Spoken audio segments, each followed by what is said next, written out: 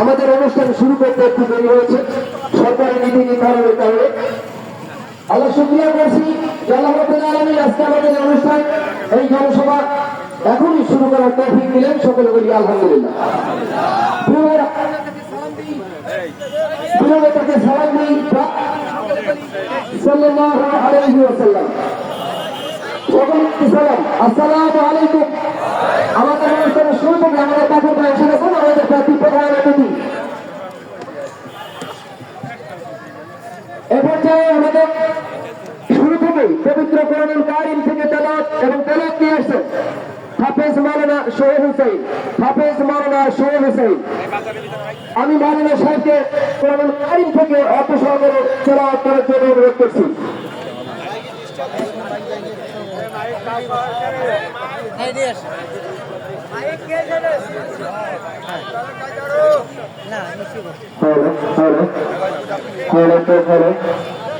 hello